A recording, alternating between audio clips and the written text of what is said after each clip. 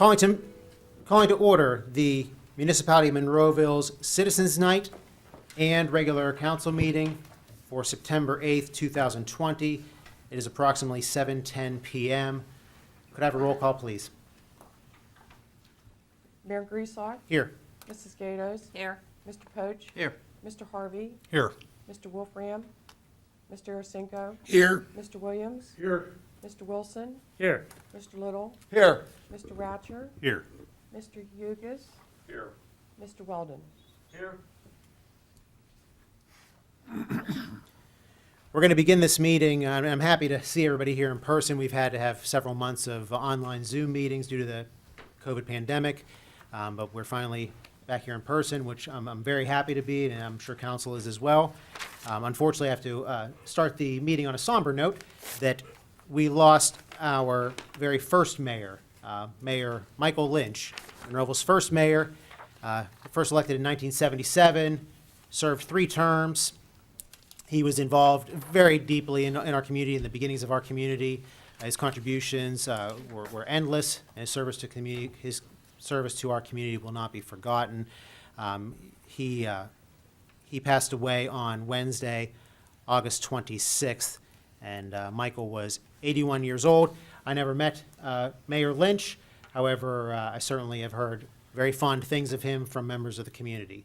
So with that, council, I'm going to ask everyone here in the audience as well. We're going to be saying the Pledge of Allegiance here in a moment, and then afterwards we will have a moment of silence in honor of Mayor Lynch. Pledge allegiance to the flag of the United States of America and to the republic for which it stands, one nation, under God, indivisible, with liberty and justice for all.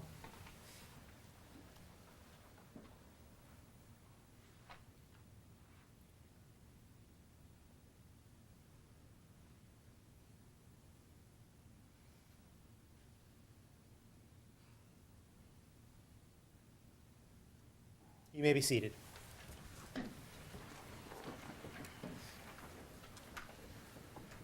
We have 2 presentations this evening.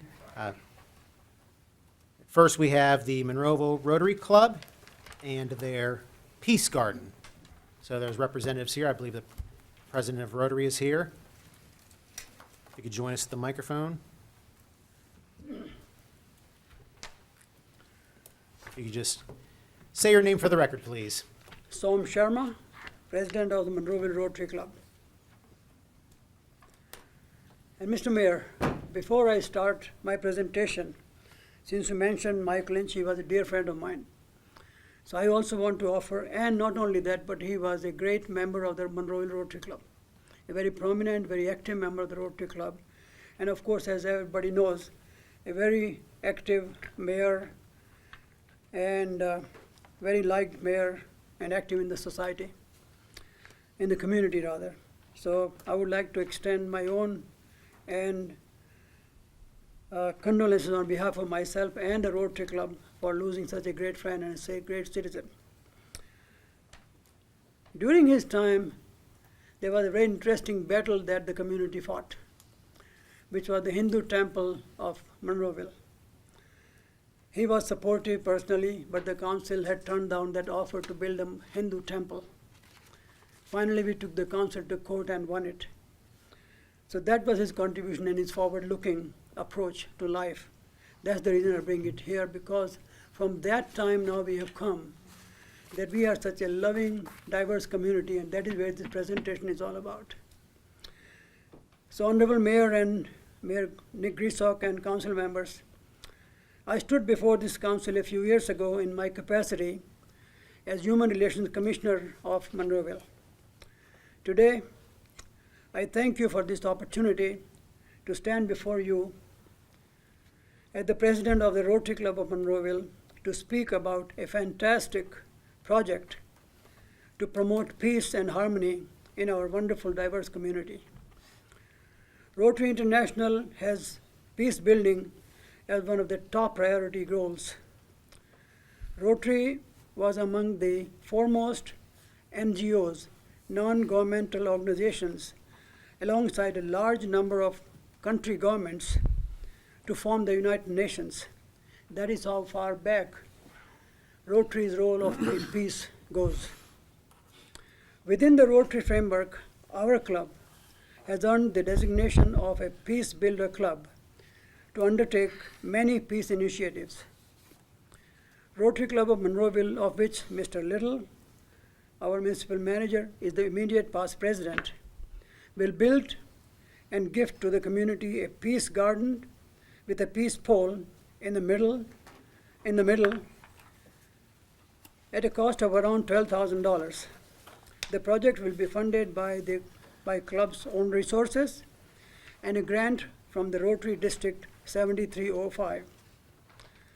This will be a beautiful garden and peace pole situated in the community park or maybe some other location within Monroeville. More importantly, it will serve as an inviting symbol of communal harmony, periodically bringing together various nationalities and ethnic groups of our town and adjacent neighborhoods. The Rotary Club will organize programs and events to bring people together, to have fun, to enjoy, to celebrate, and prosper. A special event will be created and celebrated of United Nations International Day of Peace on September 21st each year. Rotary Club, the most respected service and civic organization in town, requests Mayor Grisock and all council members as community leaders to bless this project and join us in building the peace garden and peace pole, which will make our community proud. I now request our project chair, Dustin Helm, to share some essential information. Dustin? And I will keep it quick. Thank you so much. As we go through, as Sam mentioned about the pole, there are different types of material we've been doing research on. And this pole, while you can look at one of the fundamentals, which is a wood piece pole, we're not trying to have something that's established for the next 1 to 3 years and have it be destroyed. So we've gone and done research where we have both granite piece poles as well as stainless steel piece poles with 400 years of life. We found that these particular projects, ranging in what he had mentioned between $9,500 and $12,500, will be able to find a unique piece that will be designated for Monroeville, for the community of Monroeville, and something that everyone can go and see at any time of the day. As we finish, we talked about the multiple languages. Please allow the Monroeville Rotary Club the opportunity to extend the message of peace by planting this peace pole in the Monroeville Community West Park, for example, for all visitors to view. Certain words can carry vibrations strong enough to inspire, heal, and transform the human heart. And we believe that the phrase, such as "may peace prevail on earth," would fulfill that goal perfectly. Thank you all for your time. Thank you, Dustin. Thank you, Sam. Council, any questions? When is the decision going to be made on the product that you're going to use of the pole, if it's granted for you to do this?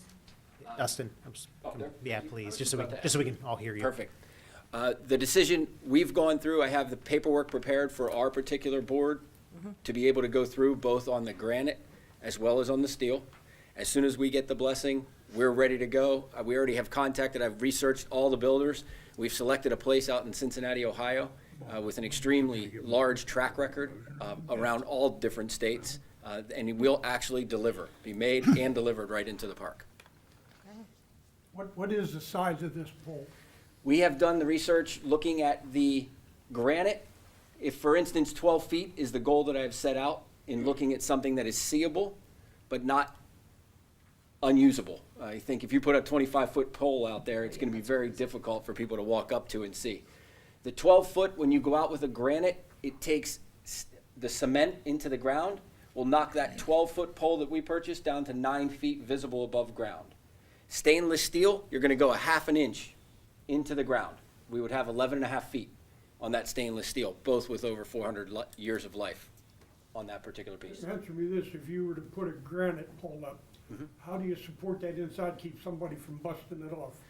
They've told us, at least the research that he's used in past examples, the 3 feet in the ground of the hard cement that is dug up and built, every example they've provided us has never been touched, dent, or bruised in a way that you have to go back and rebuild. what is it, a foot, The, Square? we have looked at, they have sides that range between 4, 5, 6, and 7 sides. We are looking at the 7-sided. The granite would be 3.5 inches on each of those sides. The stainless steel is 4 inches visible on each of those 7 sides. The problem, I say problem, the issue that comes up with the monetary amount, while it may look a little less for us to do the granite, we will have to have the expenses for the digging and for the cement that goes into the bottom. There is not as much of that needed with the stainless steel, so that's one of the reasons we were leaning towards that. But in both cases, knowing that we can have the surrounding area, such as what I was looking at or recommending from the Community Park West, there was a section there that already has a place implemented with various trees, various spots of cement that are around. I think we could develop that even more where you have a large crowd already obtained for 6 months out of the year. I have one more question. Sure. You had made a suggestion that it possibly would not be going in that park. We want to leave it open. Obviously, I think some of the board members have talked about and said, what if we could get it on to 22, and talk to various areas. Again, we're leaving this open. These are discussions, so I hope I'm not saying to you it can't go there. But looking at the community park, I just felt if we were having this first particular area for peace and finding a way that could be safe and secure, and there are many areas in that community park that we know are used Yes. very often, for some reason, and again, maybe this is personal, but I felt the safety that would be installed in there would be from day one and not be something that we are worried about. So that The was. reason I asked is because I'm hoping that you're not going to change your mind on that. Sure, absolutely. I think, and again, I know Sam had left it open. I'm not the president, but I am Yeah. looking at and putting the presentation down that the Community Park West is where the first, Yeah, I think recommendation goes. as it is the community park, I thought it was a really good choice. Great, thank you for And a that. good time I love of it. Especially what's that happening there's. in the world right now, so. Especially that there's an area, thank you for bringing that up, I didn't Yes. want to go too long, but that is the part of it that, I am so proud of the board and what they had gotten to talk about and bringing this idea up. I was just happy to jump on the committee and be able to take the Yes. next steps and do the research. Well, I say thank you. No, this is, and especially with an area that is set up where it is very easily installed, Yeah. I would not need to take down 50-foot trees and ask, please, can I put it here? Right. There are some spots that would be very well decorated and be seen, I promise you, with television networks very quickly, as far as seeing. Mr. Weldon, have you looked where they are talking about putting this? Not really. I know I had seen some preliminary stuff a while back. Paul, we need a microphone on you, sorry.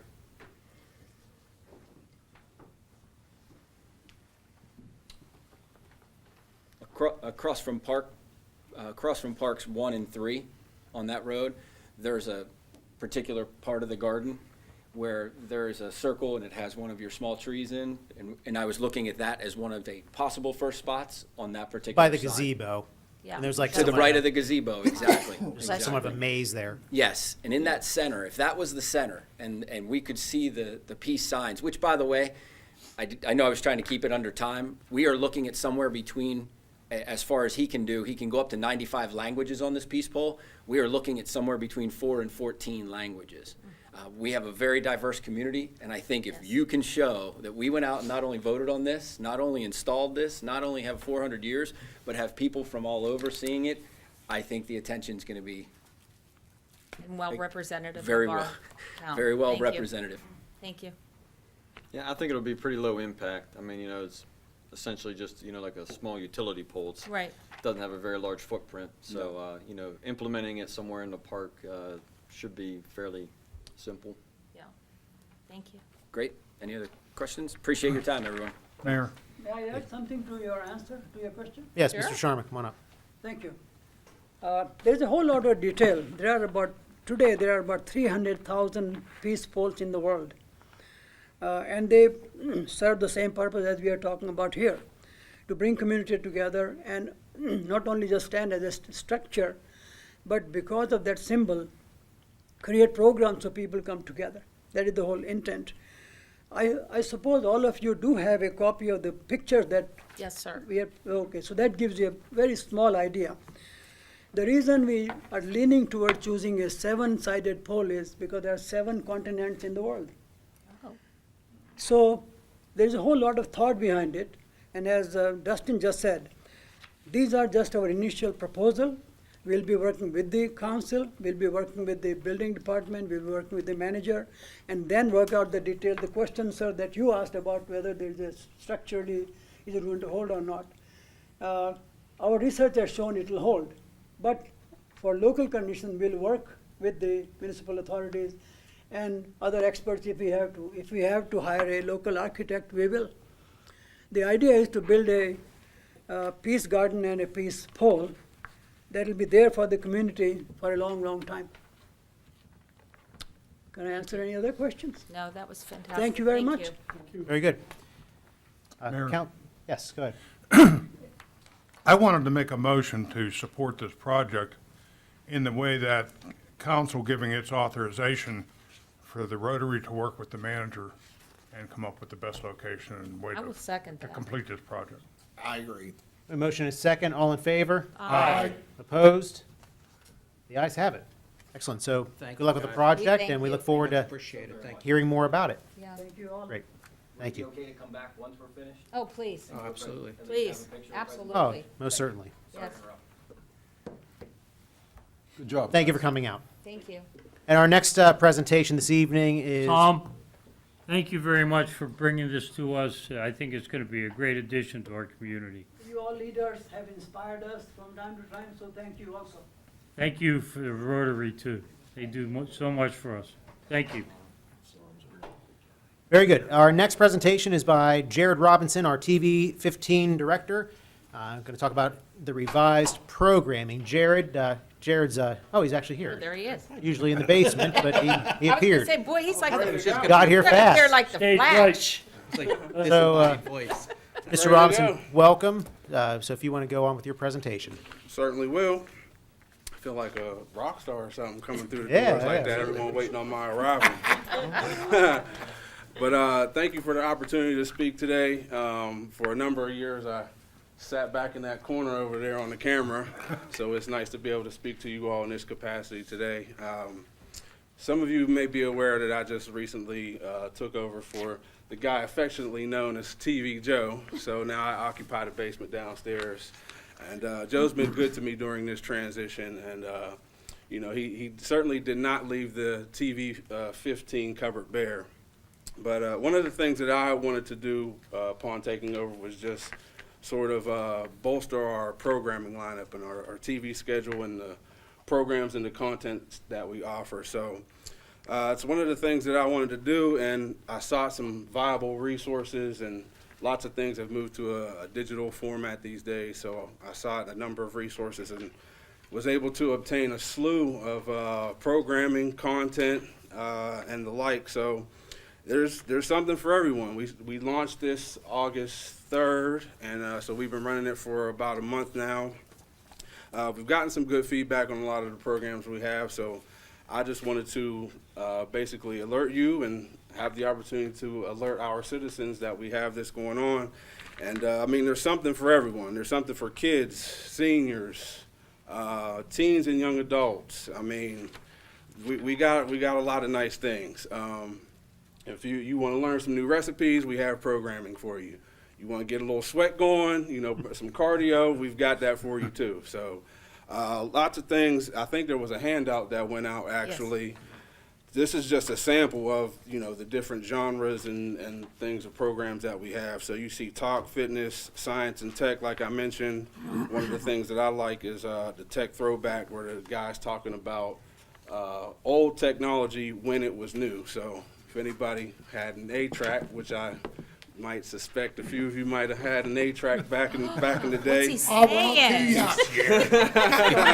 You just ruined Mr. Sinka's whole music library. Yeah, so he does a good job with that. So I wouldn't be from the, you know, representing the TV department if I didn't have a little video. So Nice. we got a little 42-second video to sort of give you a visual summation of what I've been saying. So JB, go ahead and run that video, please. Turn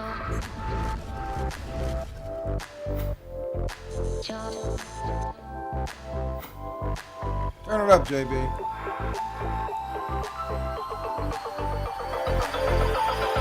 There you go.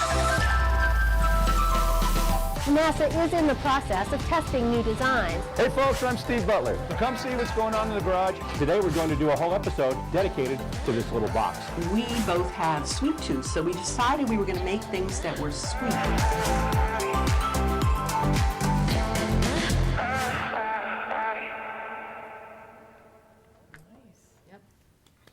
All right. All right. Good job. Good one. Wow. Thank you for that. Appreciate that. Just some statistics here to finish up. It's also on that insert as well, what we were able to acquire. We've gotten 891 shows, so I categorize a show as anything 20 minutes or longer. And then promos is sort of like shorter segments that we use to run as like filler in between shows, so anything from 60 seconds to maybe 3.5 minutes or so. Like I said, covering the full gamut of genres that I have mentioned. 435 plus hours of video content. And I think you'll like that last part there, all royalty free.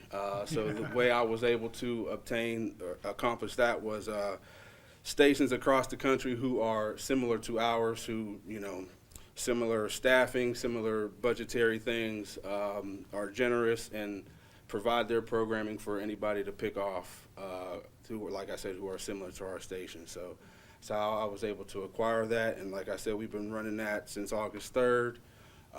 So anybody out there who's looking for some alternate programming, come on and check us out. Jared, the guide is on our website? Yes, the guide is on our website, monroeville.pa.us, and it is also on our newly formed Facebook page. That's Monroeville TV Department. Very good. Excellent. Great job, Jared. Thank you very Did much. it give you some time to get downstairs? Or? Yeah, can I our get technology like 90 into seconds or so? 20s. Thank you, Jared. All right. Thank you so Yeah, much, great job. Jared. Thank Thank you very much. Very Thanks, nice. Jared. Thank you.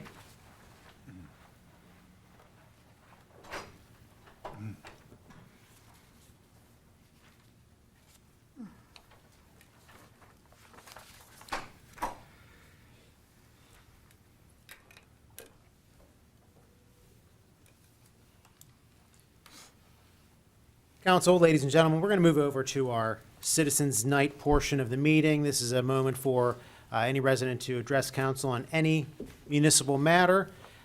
We ask that you sign in, state your name for the record. You have to be a Monroeville resident or taxpayer to speak. We always ask that you keep it to a 5-minute time limit just to kind of keep the meeting going efficiently. And so if there's anyone that is signed in, now would be your time. Hello, I'm Nicole Henline. I'm a resident and the director of the Monroeville Public Library.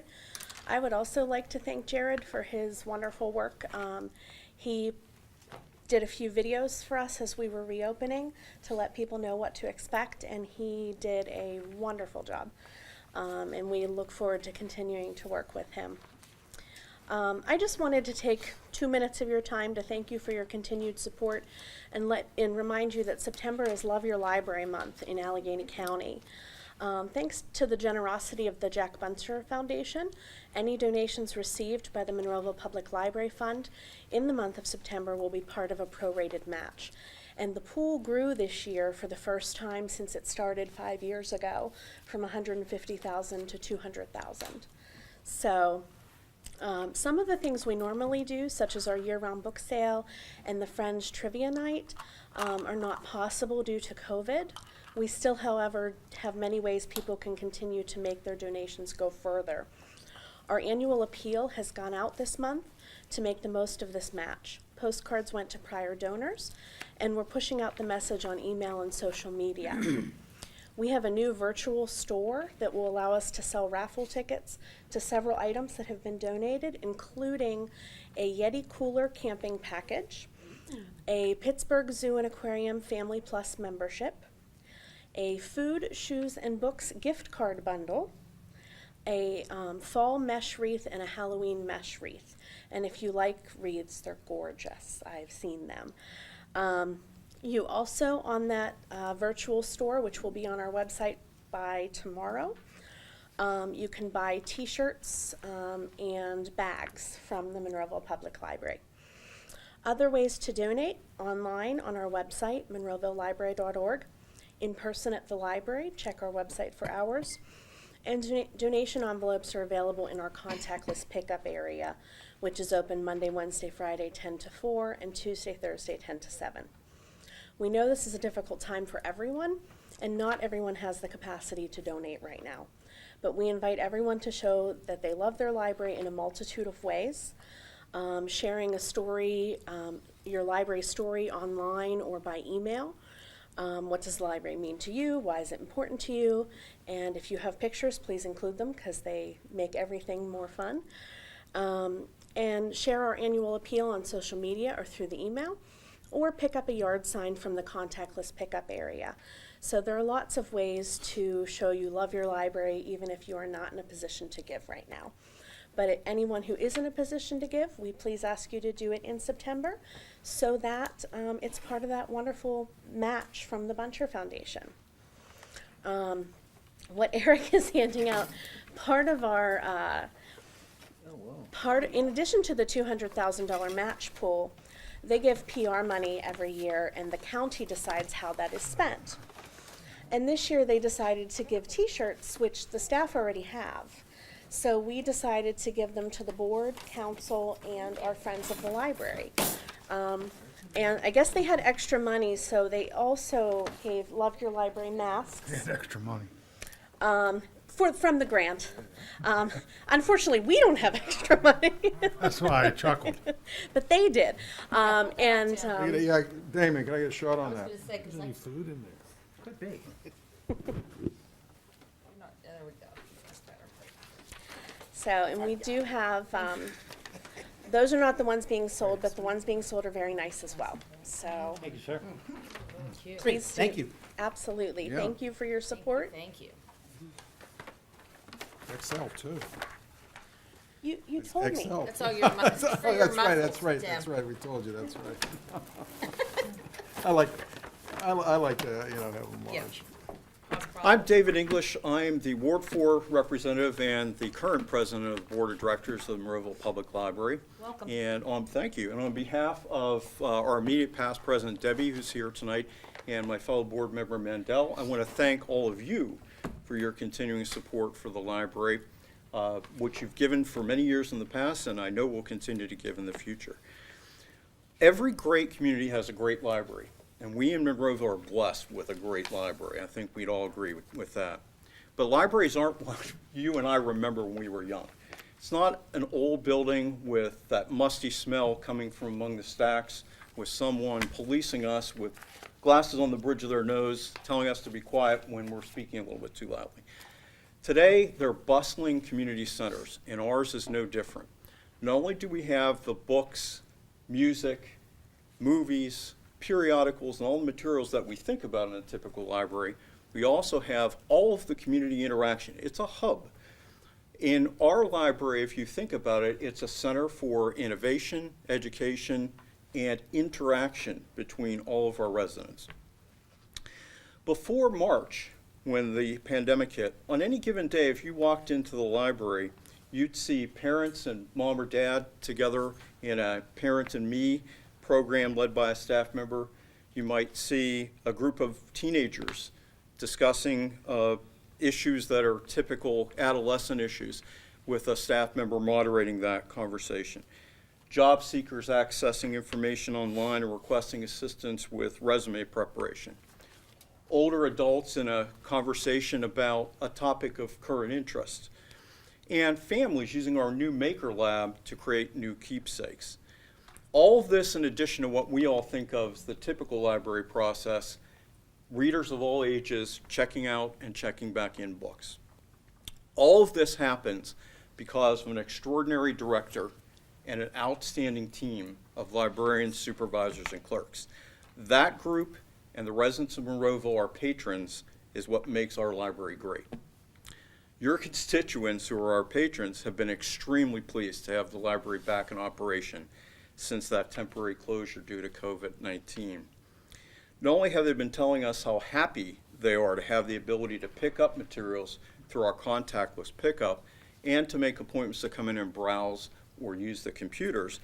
They also let us know how much they appreciate being able to talk to the staff and ask for information and request support. They're also taking advantage of many of our virtual programs, such as Funny Fridays or language conversation groups or retirement planning, among many others. The online programs have proven to be very popular during this particular time, as you can imagine. So our library is striving to meet the needs of the community under these unique circumstances. But frankly, the full-time staff members are pretty much exhausting themselves trying to meet those requests. So patrons are acknowledging their sacrifice and thanking them for all of those efforts. Even with reduced hours, keeping up with the demand is a stout load for 11 people. When our part-time staff members return, we'll be able to increase hours, respond to even more requests, and add new programs. As Nicole mentioned, we ask for everyone's support during Love Your Library Month. We know that you've been there for us, the community as a whole has been there for us, and as you mentioned, while we certainly were looking for financial contributions, we thank everyone for all of their support. As the most trusted man in America, Walter Cronkite, once said, "Whatever the cost of our libraries, the price is cheap compared to that of an ignorant nation." And I would humbly add, that price is cheap compared to a great community becoming less than what its citizens desire and deserve. So thank you all very much. Appreciate it. Thank you, David. Thank you. Thanks, Dave.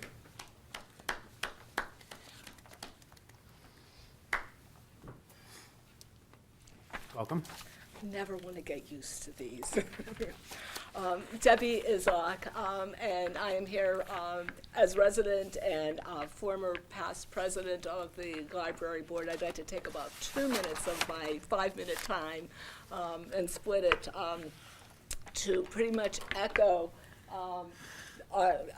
thanks to all of Monroeville Council, Monroeville as a community. I think as a community we have banded together during this pandemic and have really supported each other and one another in really difficult, trying times. And I think we should all feel very proud of what, as a municipality and the services that we offer, what we have been able to accomplish. I am so incredibly proud of Nicole Henline and what she has done to inspire her staff to meet really the challenges.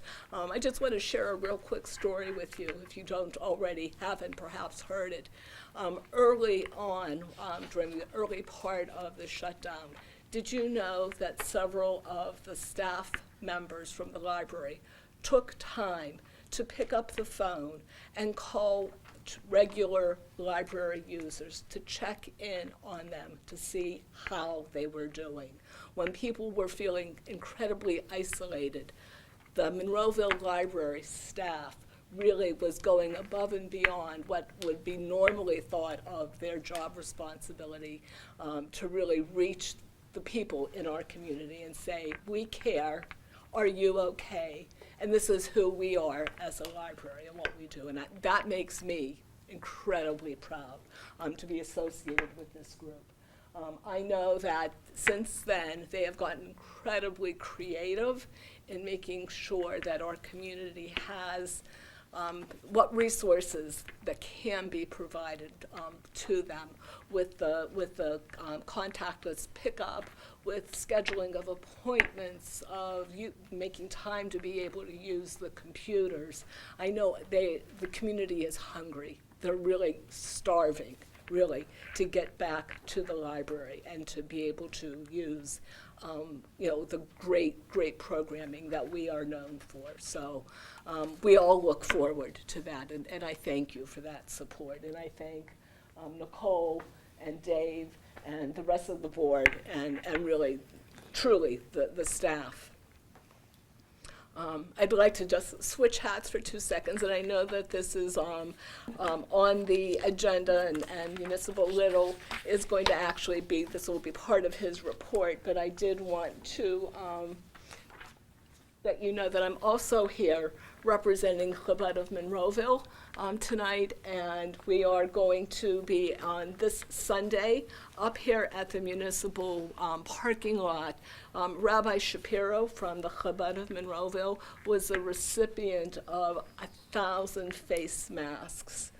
These are high-quality antimicrobial masks, and they are packaged in 5s, and we are giving them away free. We're partnering with the Monroeville Foundation, with the Monroeville Area Chamber of Commerce, and Visit Monroeville, and we'll be up here at the municipal parking lot from 11 to 1.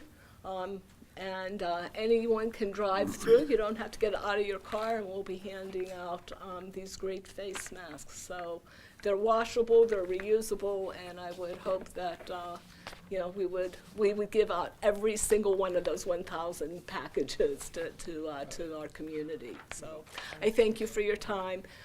As I've been saying, stay safe, stay healthy, and please be patient with one another. Excellent. Thank you, Debbie. Thank you, Debbie. Thanks, Deb. No, we do. We all have it. Yes, thank you. Is there anyone else that would like to address council on any municipal matter? Seeing none, we're going to close that part of the meeting. We're going to move over to our regular council meeting for tonight, September 8th.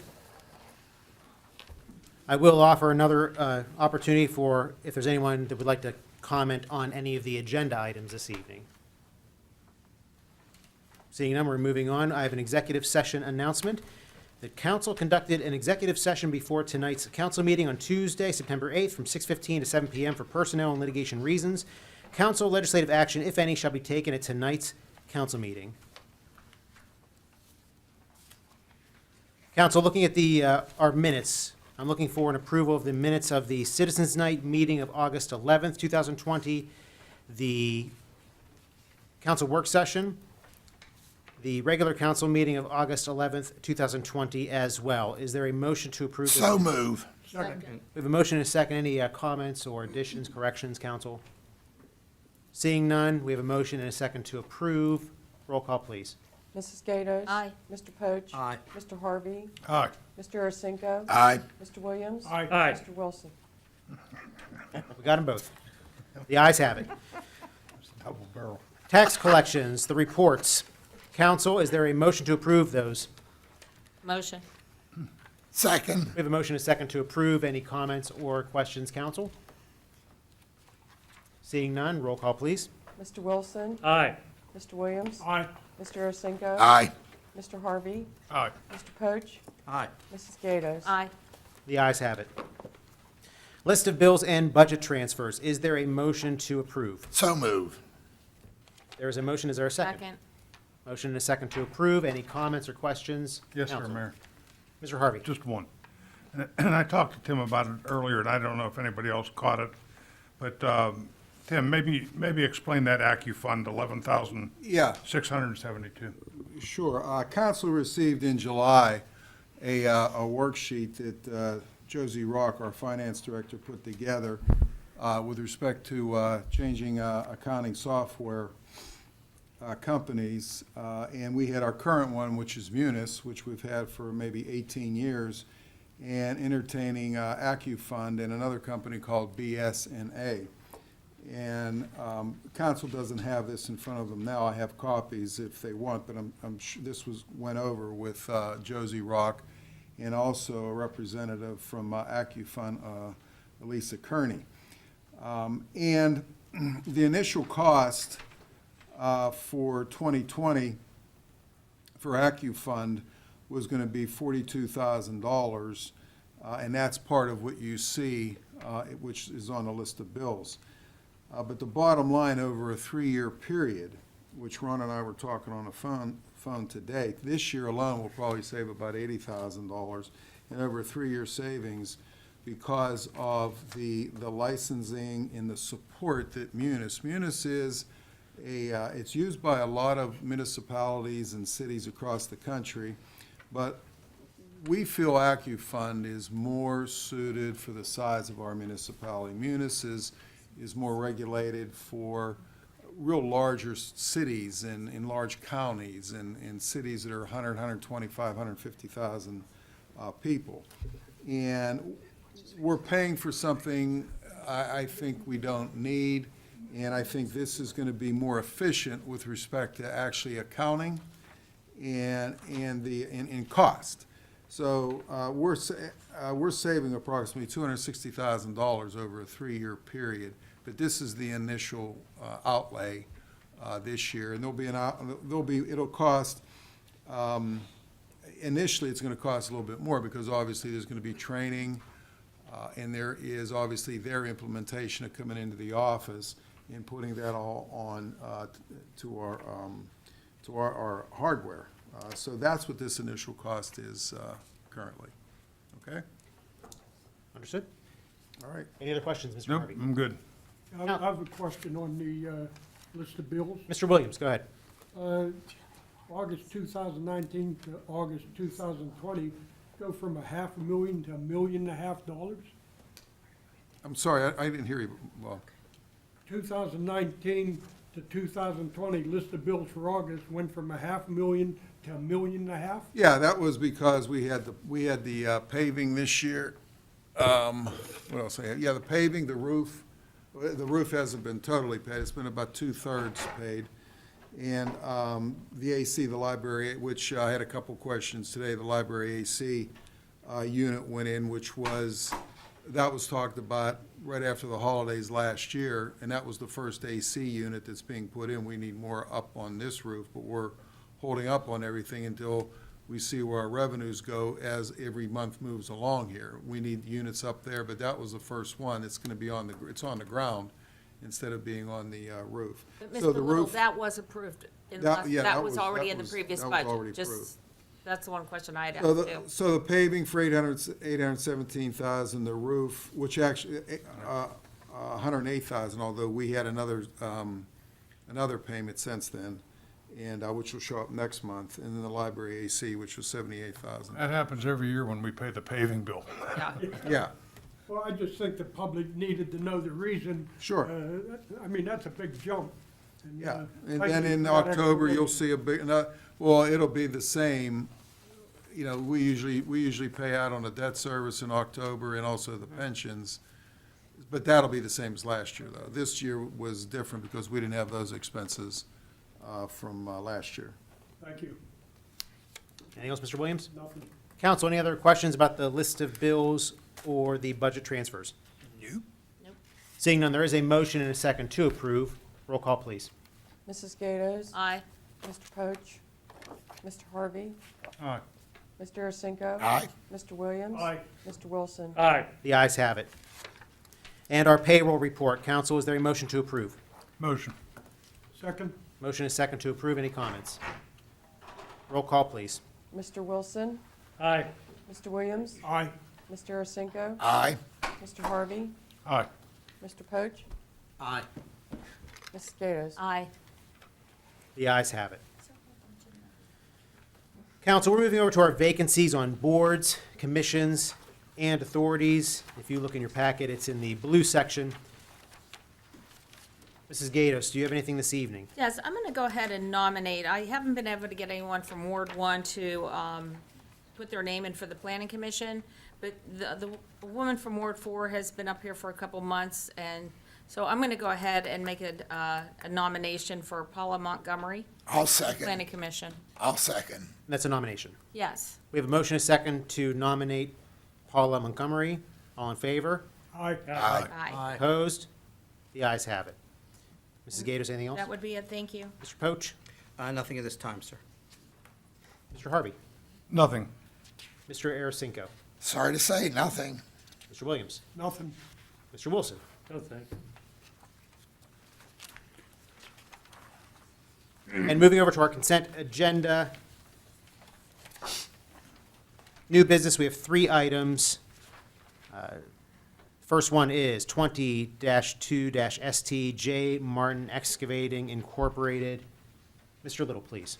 Yeah, this applicant is requesting a site plan approval to construct 7,720 square foot building to be used as a business and warehouse on property in a zoned M1 planned industrial. The property is a vacant lot located within Moya Industrial Park on Old Frankstown Road and known as tax parcel 741-D-36. Planning Commission recommends approval. So moved to approve. Second. Motion is second to approve. Any comments? I have one question. Is this what we discussed down at the authority, Mr. It is, Manager? yes. And can we still go ahead with this if we haven't gotten an answer? Yes, yeah, they're gonna get water one way or the other. Okay. So it's just a matter of whether they get it directly from Plum Or or from- Monroeville gets it from Plum and supplies it Supplies. to them. And I'm actually in the process of drafting that agreement. Okay, So, all right. I thought that's what it was. Because they'll need water. correct. Yes, it was just a matter of how it's certain. They'll get it. They need it. Just a little bit. It came up at the municipal meeting as to how it was going to happen, and Mr. Hunter actually had reached out to them to figure that out, and since we haven't had another meeting since, I didn't hear what had happened. And the applicant, I guess, isn't here. We're good. Everything, I'm the engineer of record. Oh. okay. Is there anything you'd like to add to that, or, No. sir? It all sounds good?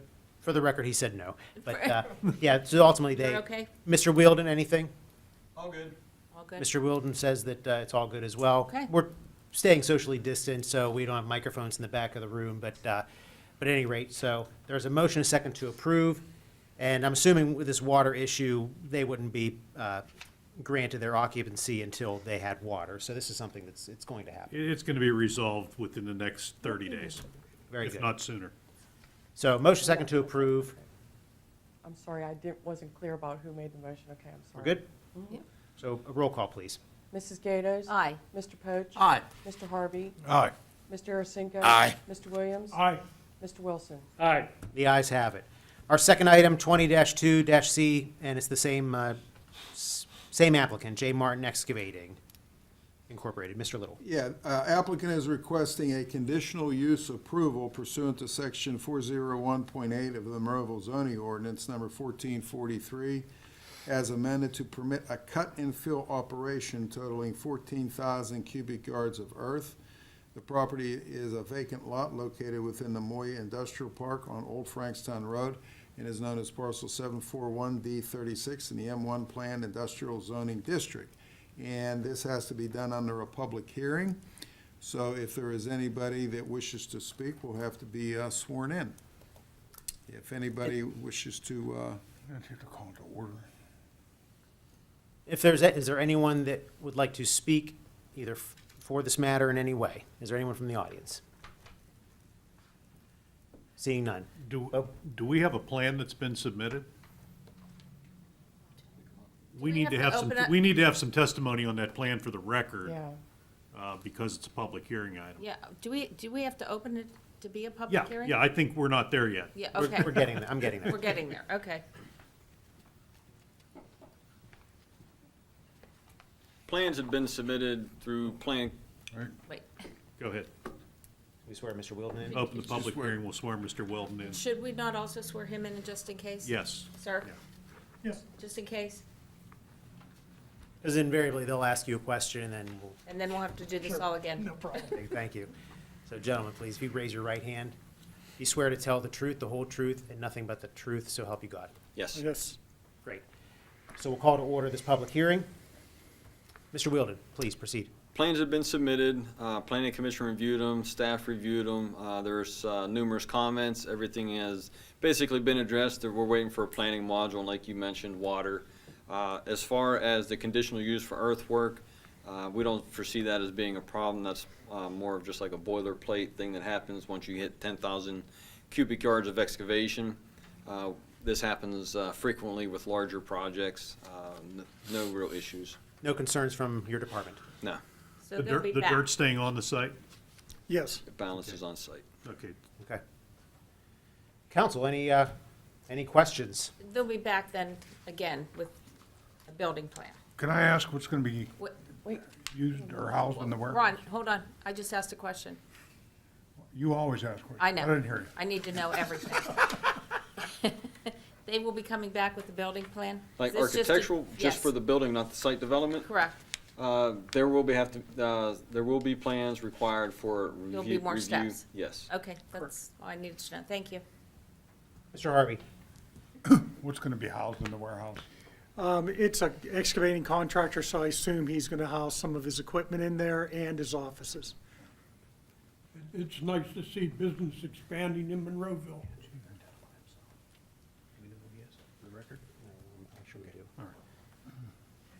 That's a good point, Mr. Williams. And I'm sorry, sir, you identify yourself as the engineer. Sure. I didn't get your name, I'm sorry. Edward Patton, Patton Engineering LLC. Thank you, Edward. If you could just write your name there, and that way we have it for the record. And I'm assuming that the company would actually be doing their own excavating? Correct. All right, saving some money. It's good. Thanks. Mayor, I see it was approved by the planning commission as well. Yeah, they recommend approval, correct. So council, what we're considering with this public hearing, this portion of it is just the cut and fill operation. Does anybody have any other questions about the cut and fill operation? No, sir. Is there anything you'd like to add? Anything additional, or we pretty much cover it all? You've covered it all. Okay, Mr. Wilden, nothing from your office? Nothing else. Okay, so I'm gonna close the public hearing, and Motion? we have a motion to close it. Motion. Second. A second, all in favor? Aye. Opposed? Ayes have it. And forgive me, was there a motion to approve this item?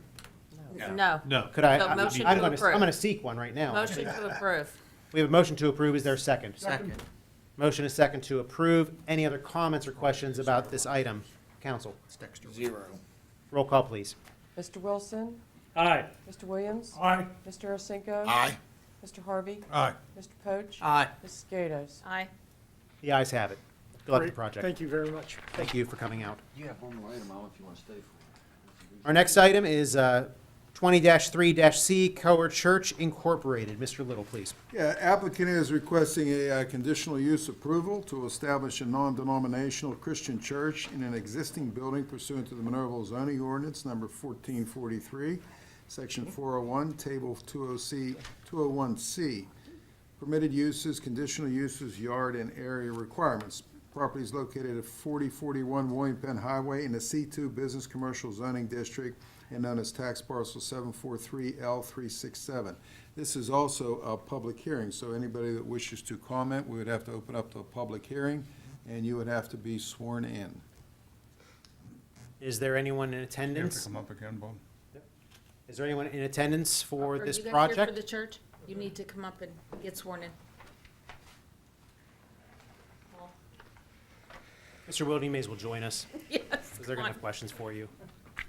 You know how we are.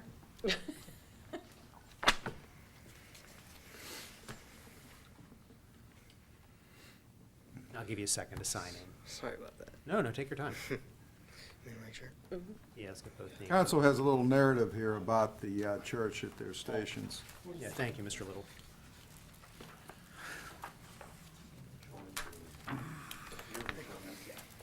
Welcome. So please raise your right hand. Do you swear to tell the truth, the whole truth, and nothing but the truth, so help you God? Yes. Very good. So we're going to open up this public hearing item. And if I could just get your names for the record, if you could just state your name for the record. My name's Nick Miller. Nick? Lisa Palmieri. Lisa, thank you so much, and we already know Mr. Wilden. Very good. So if you want to start with your presentation? Yeah, we are starting church. I believe that you guys received an email or a letter perhaps about what we're doing, but we're starting church, and we're in Murraysville right now. We're looking to move into Monroeville, our hometown. Been here, born and raised here, and have a passion for Monroeville. And so our community would be excited and thrilled to be a part of this. So I'm looking for, obviously, your guys' approval to do so and move in and begin together. Excellent. Where's the specific property you're gonna occupy? It's the Alfred Angelo building, right by Elmer's Aquarium. Oh, okay. But it's the Alfred Angelos. I believe they moved out 2 years ago or so. Okay. So it's up on the monitor right now? Yep. So it is Yep. just the right side of the The building? right side, The one yep. part, the one. It's right by but the the- entrance of the John F. Plaza. Yes. What about the parking? Yeah, that was Oh, my question. parking. That was an initial concern. We had the applicant talk to the property owner, and their hours of operation vary greatly from the rest of the shopping center, so it shouldn't be an issue. Okay. They're pretty much only open on Sunday mornings. What's and the that's occupancy? 50? Oh. What was in that, what was in that building prior to the purchase? Bridal The shop. bridal shop. Pardon me? The bridal shop. The, Thank you. Right beside the John F. Plaza. And Mr. A Harvey, I'm free sorry, press Mr. every- Harvey's question was, What is the occupancy of the church? Yeah, 50 people and Oh. maybe 10 or 15 kids right now. Yeah. are you the pastor? Yes. Very good. So the parking wasn't an issue. Any other issues or concerns from your department? No, the only reason it's a conditional use in our current ordinance, places of worship have to go through conditional use. So that's really the only reason we're here. There wasn't no red flags popped up. It's just standard procedure. With a 50-person occupancy, what's the required parking? I don't know About. offhand for a church, but it was so many spaces per pews or something. They were well within the requirements. you're not changing the footprint of the building. Outside? No. Like, I mean, the building, you're just gonna use the structure We're as using- is, right? correct. Just go in and Change the inside. clear it out. Correct. Make it Mostly usable opening for it up. church. Yeah. Okay. Yeah. That's what I figured. Yes. And I didn't, but yes, just so council is aware and the public as well, the Planning Commission did recommend approval of this item. Council, any other questions regarding actually the public hearing No. portion? No, sir. Swear them in yet? The public needs to know that when the planning commission works on this, they do a lot of legwork and investigate. And when they make a recommendation to approve, it's usually a pretty good recommendation. Very good. Now, just to the record, Mr. Williams was on the Planning Commission for quite some time, so he's very pro-Planning Commission. If you small didn't pick up commercial on that. He's trained them well. Yeah. Right, But- Bob? However, what he said is not, definitely, not false. They really work very hard. You're absolutely right, Mr. Williams. So, with that, I'm gonna close. Can I get a motion to close the Motion to close. public hearing? Motion and a second, all in favor? Aye. Thank you. So, Motion to approve? we have a motion to approve Second. and a second. I just have one, how do you pronounce the church? I'm sorry. Core church. Okay, I had it right. Yeah, French for heart. Yeah. Perfect. Nice. Yeah. Great. Nice. Any other comments or questions, council? No, sir. We have a motion and a second to approve. Roll call, please. Mr. Wilson? Aye. Mr. Williams? Aye. Mr. Arsenko? Aye. Mr. Harvey? Aye. Mr. Poach? Aye. Mrs. Gatos? Aye. The ayes have it. Good luck with your project. Thank you Thank very you, much. everyone. Thank you. Welcome to Monroeville again. Lisa's been part of Monroeville. I think. Just a little. Yeah. Come on. She went to school with me. Us young 40-year-olds, we went to school together. What? Just move on. Let's move You're on hard to the of hearing. resolutions, please, council. We have two this evening. Mr. Little, resolutions. Yeah, first one is a resolution approving split-face masonry block as an approved exterior surface material as provided for in section 209.3 of ordinance 1443 as amended for J. Martin Excavating concerning property located along Old Frankstown Road. J. Martin's getting a lot of playtime tonight. I'll say.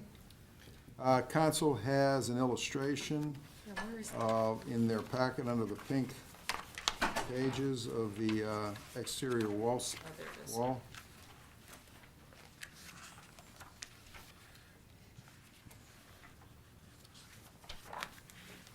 Motion.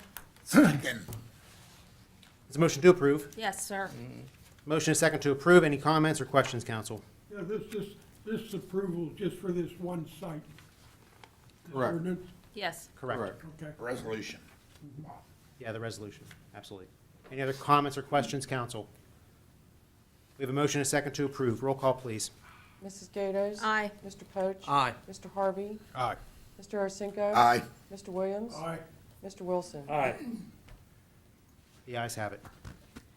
We have a second resolution. Mr. Little. Okay, a resolution under Act 205 of 1984, known as the Municipal Pension Plan Funding Standard Recovery Act, authorizing the 2021 minimum municipal obligation, otherwise known as the MMO, for the police and non-uniform pension plans. And the numbers as a distribution will be at the October meeting, and for the police under MMO is $2,547,632, and the non-uniform is $2,108,445. So that gives the public a little flavor of what we put into pension plans each year. Motion to approve. Second. We have a motion and a second to approve. Any other comments, council? Seeing none, roll call, please. Mr. Wilson? Aye. Mr. Williams? Aye. Mr. Arcinigo? Aye. Mr. Harvey? Aye. Mr. Poach? Aye. Mrs. Gatos? Aye. The ayes have it.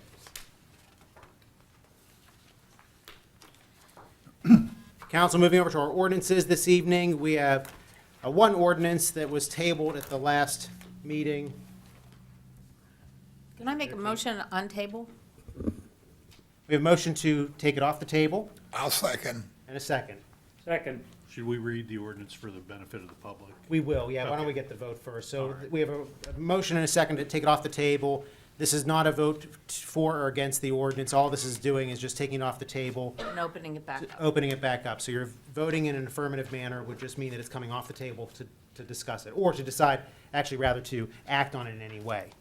So roll call, please. Mrs. Gatos? Aye. Mr. Poach? Aye. Mr. Harvey? Aye. Mr. Arcinigo? Aye. Mr. Williams? Aye. Mr. Wilson? Aye. The ayes have it. Mr. Ratcher, if you could just read the ordinance for the public. Will do, Mayor. An ordinance of the Municipality of Monroeville, Allegheny County, Pennsylvania, amending ordinance number 2689 to rescind the pollution control and flood reduction fee discount for certain religious institutions to be effective for the year 2021 and subsequent years.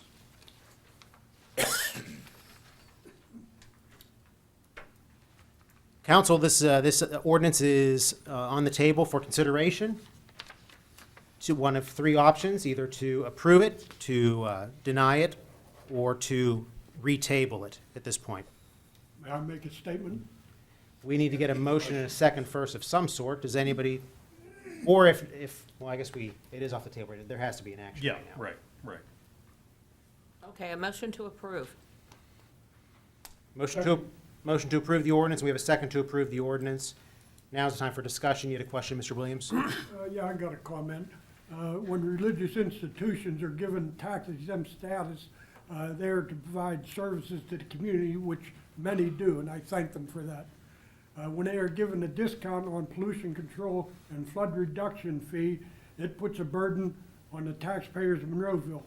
One service nonprofits can provide that helps Monroeville as a whole is to pay their fair share of the pollution control fee.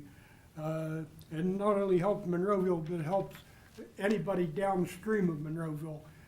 Now, Monroeville's, it's a federally mandated program, 4% of the country, and we're one of the 4%.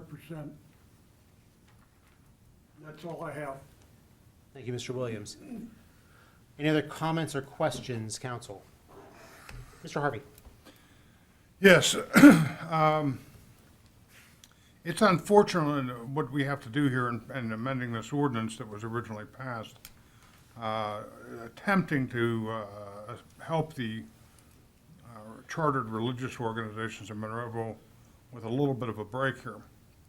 But unfortunately, the Gateway School District filed a lawsuit against us, and we only put the discount in the ordinance to help the religious organizations. The change to the ordinance is due to the lawsuit filed by the school district arguing that they should not have to pay this tax. This is not a tax, but a fee.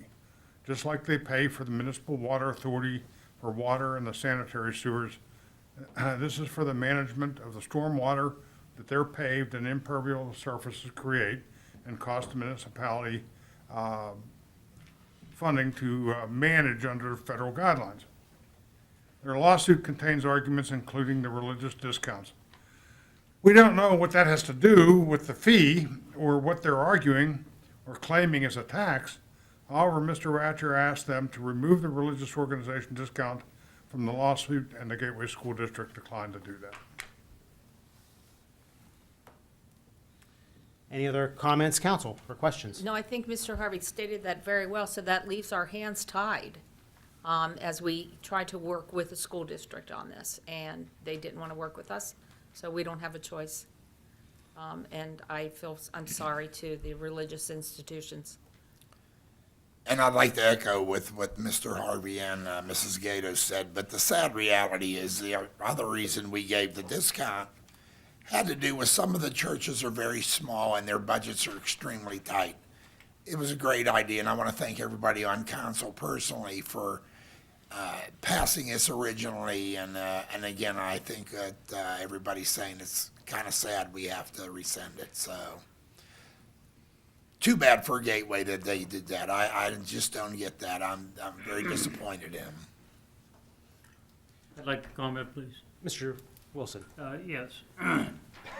With the school district that has 19-plus mills for, to achieve their budget to bring in revenue, and for them to go after these churches in the area, that it's like Mr. Williams said, that there has been in the past discounts offered to religious organizations.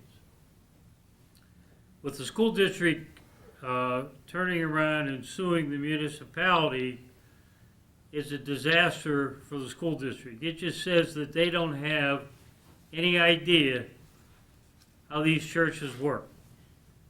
The revenue from these churches is only through donation and other sources.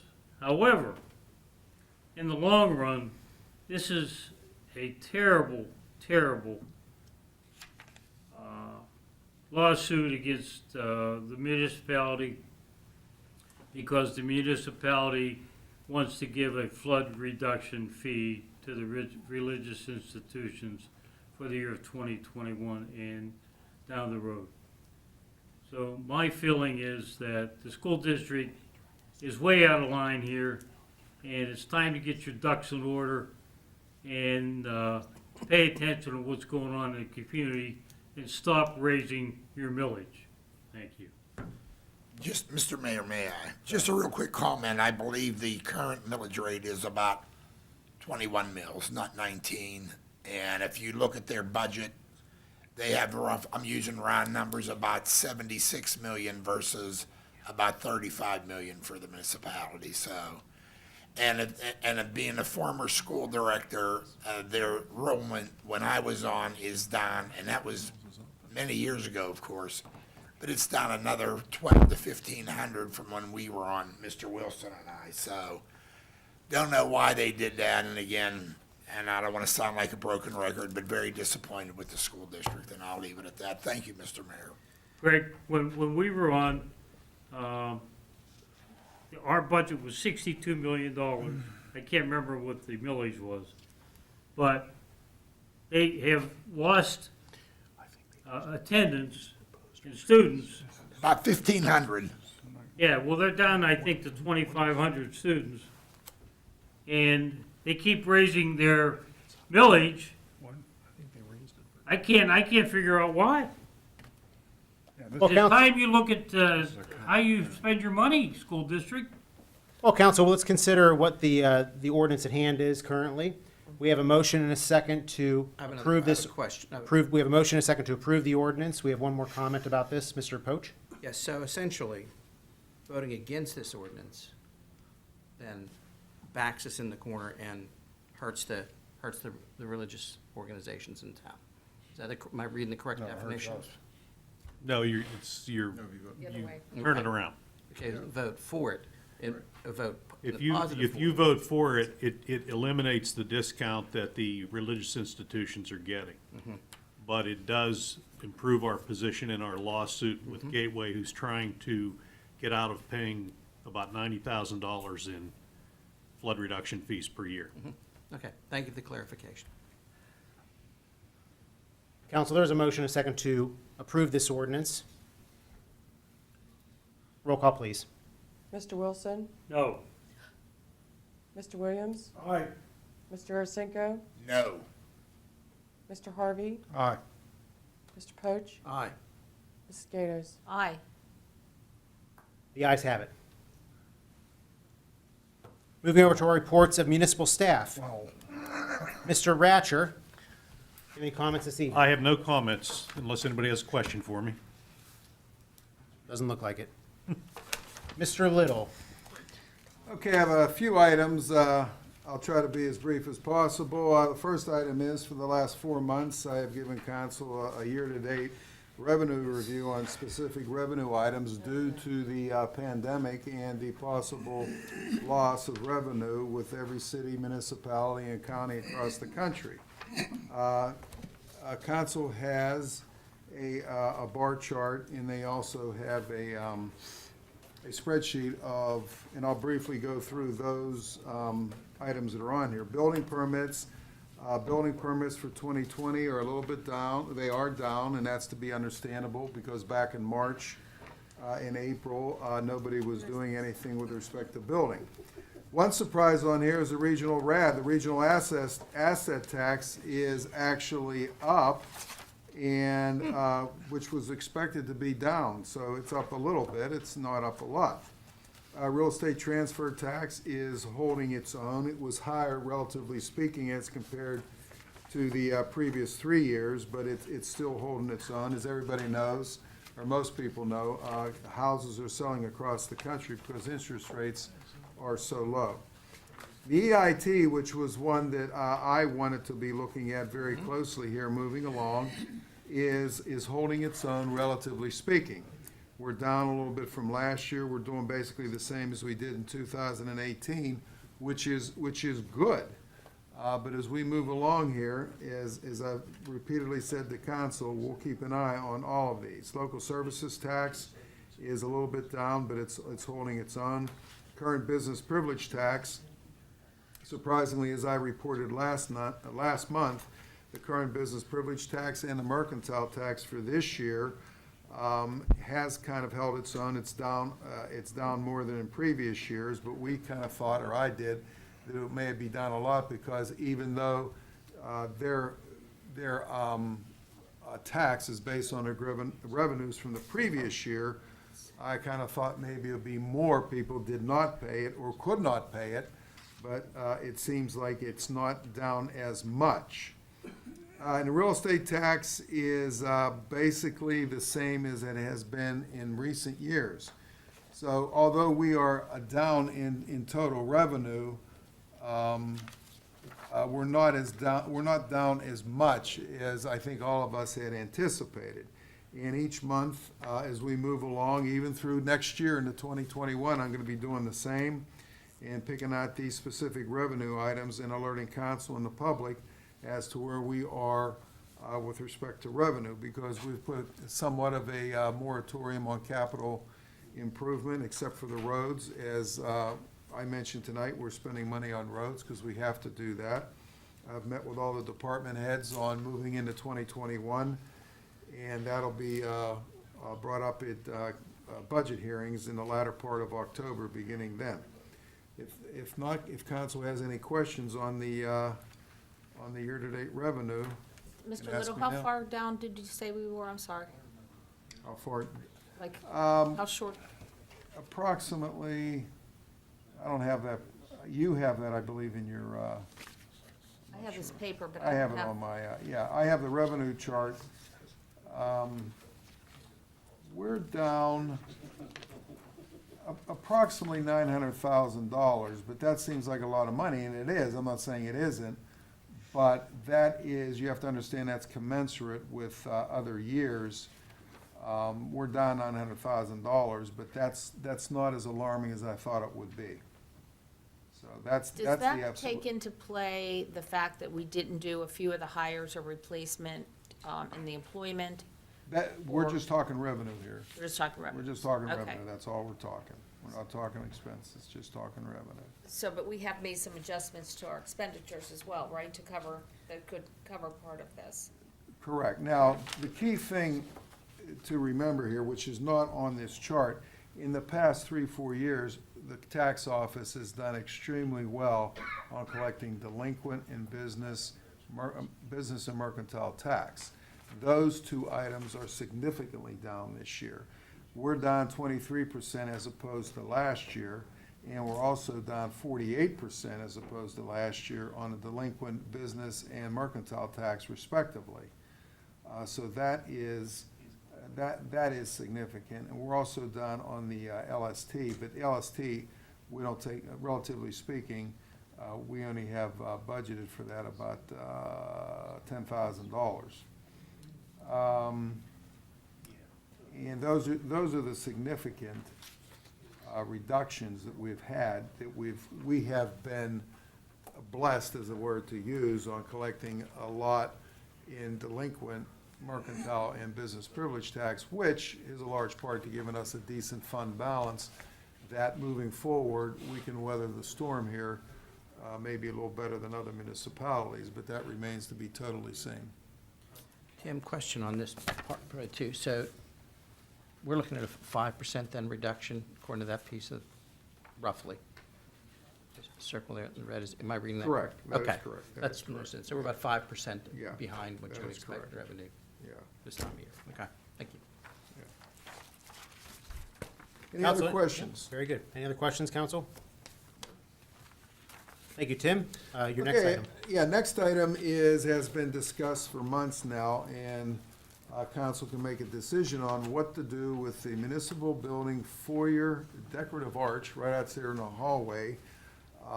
We can, and I gave council a review here by Mr. Hugus on what it is going to cost in order to remove it, or what we can do as one of our public works employee knows, those panels at the top pop off, and they can be popped off and they can be cleaned.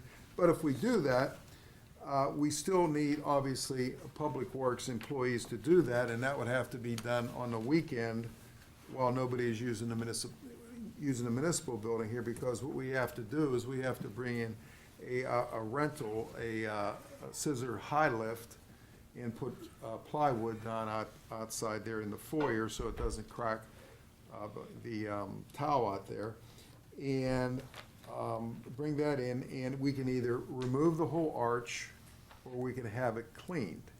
And approximate cost of about $44,450. And if we just have it cleaned, it'll be reduced by about $950 for the paint supplies, basically for, I take that back, the paint supplies, that's for painting that one area out there, that's not for removing the tile. That's just removing if you remove the arch, you're gonna have to repaint. Okay, but that's including the tile, or the ceiling tile? Correct. Okay, all right, so you'd save about $950 if you did that. Mr. Little, may I? Yes. I would like to see it removed for the simple fact is that we're all worried about the COVID-19. All that is a dust collector. God knows when I don't even know if that's been cleaned in 20 years, to be very frank with you. I would think it would be just wise. You have beautiful skylights up there. It would brighten up the area out there, and just get rid of the damn thing. Talk to your staff. They don't want it either. Is there a way to? Talk about the staff that works here. Is there a way to clean it from the I guess maybe, Mr. Little. Yeah, I mean. Is there a way to clean it from the second floor without a scissor lift? Is there any way to reach it? No, you need a scissors lift. But it's not structurally, there's not a structural issue with it, it's not a safety issue. No. Talk to your staff that works here, not us. We don't work here every day like they do 8 hours a day. Is council familiar with the item that we're talking about? Yeah, I've been coming to the municipal building since it's been built.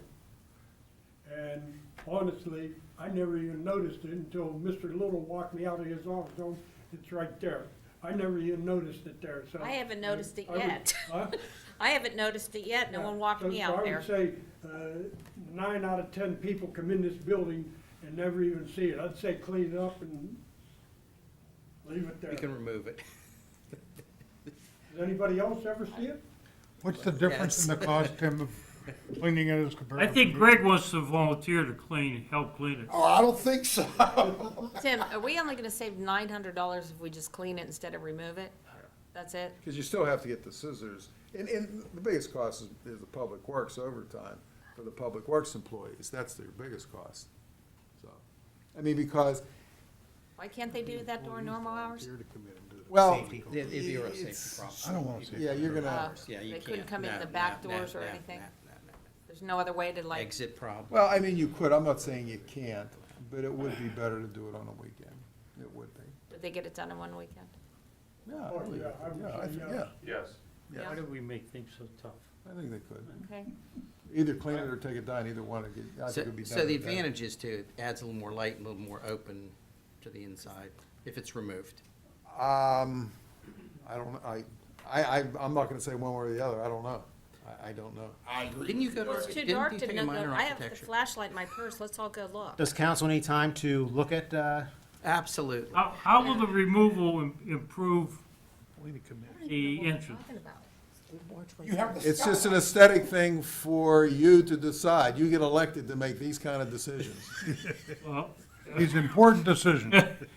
We've spent more time on this than we do thanks on for the. throwing me under the bus. Should we vote on this next month and you can show me when we That's leave? 'Cause sure, I don't that's even up know to you, whatever you wanna I don't know do. what we're even talking about. So does David- Let's I'm make, gonna how abstain about we if make a motion necessary. to table it until. You don't have to do anything. You don't have to do anything. It's just okay, look at it and Yeah. I'll Talk have it about it on the next agenda month. next We'll month. talk about it next Under my month. report next. put in your report for next month, please, Mr. Little. Okay, We'll, as. way too much time On the dedicated next to that. item, as Ms. Debbie Izok, the former president of the library, mentioned that there will be, if it's up, if council says okay, for the use of the municipal parking lot for the Shabbat of Monroeville Mass Distribution Partnership on September 13th, this Sunday, to be handing out masks, 5 per person.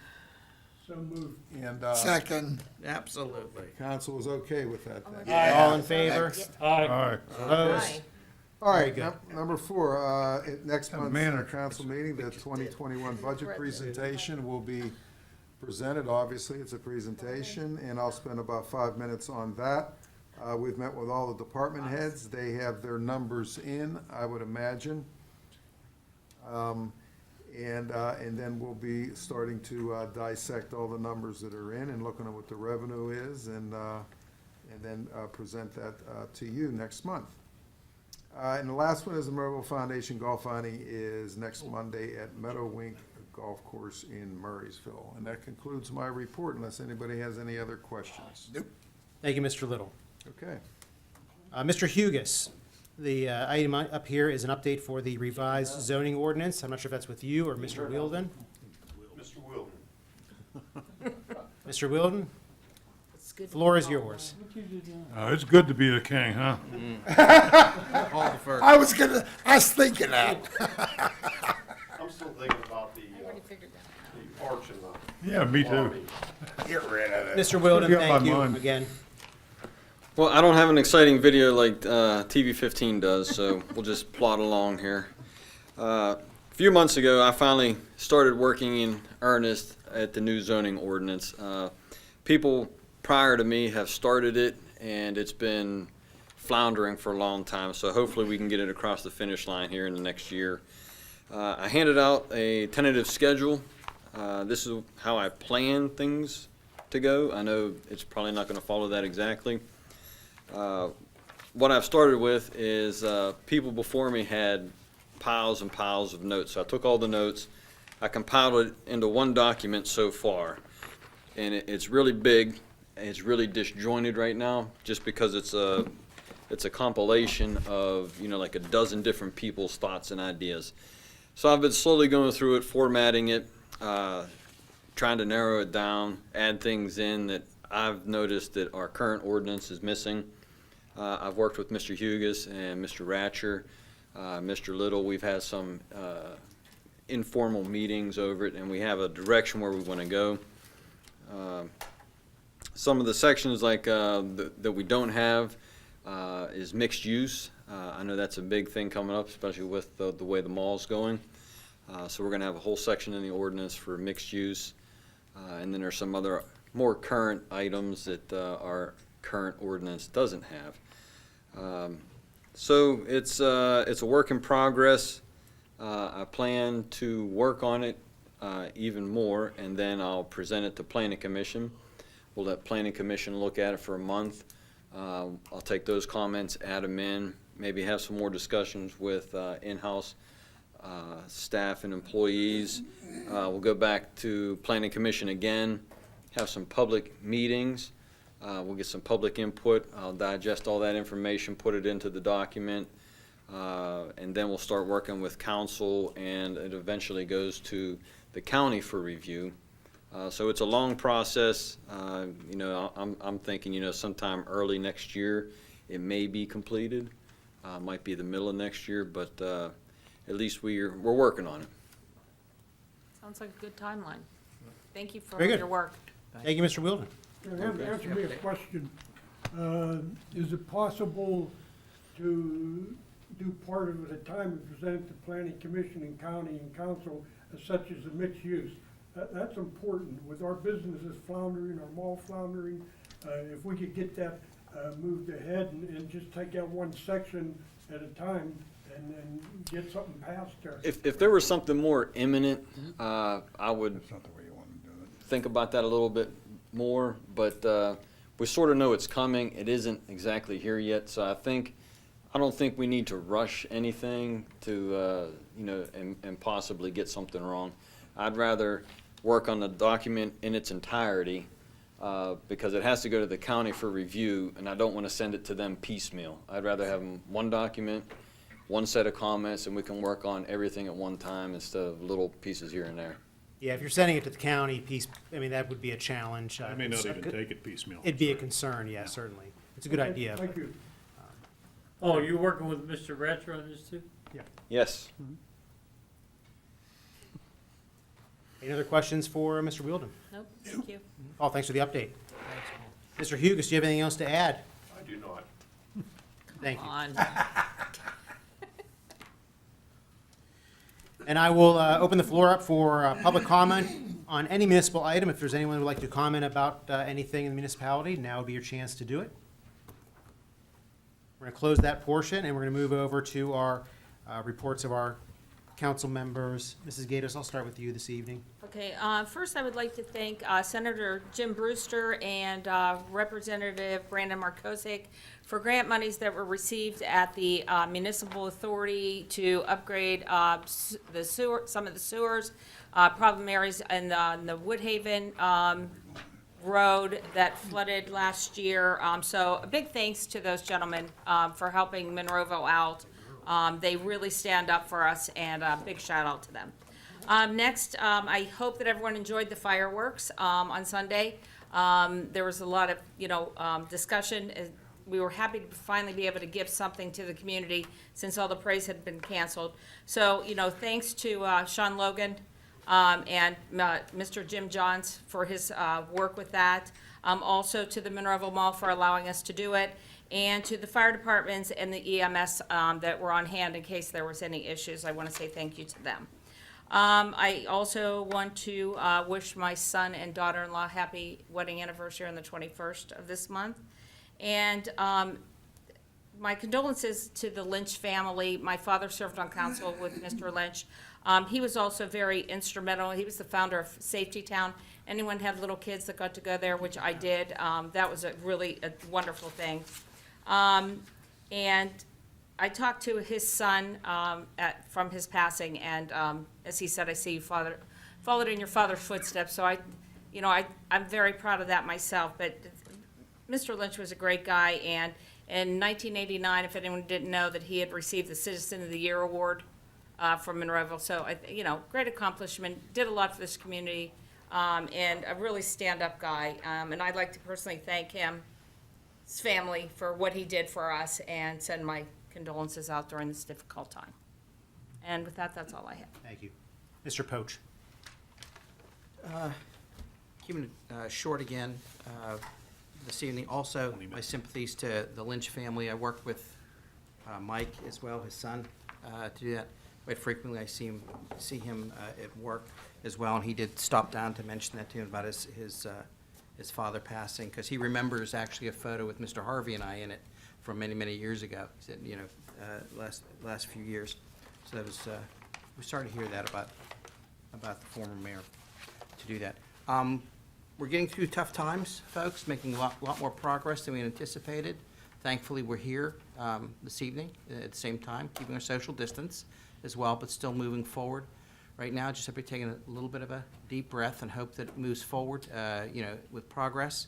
I can tell you this, there's a very strong encouragement to everyone in the community to be able to get your flu vaccines earlier, for those of you who get them, probably a month earlier than Yeah, a month earlier than most folks have in the past has always been a real positive thing to help us differentiate if there's any forthcoming problems with that. And hopefully we'll be able to continue meeting together in person. I certainly hope so.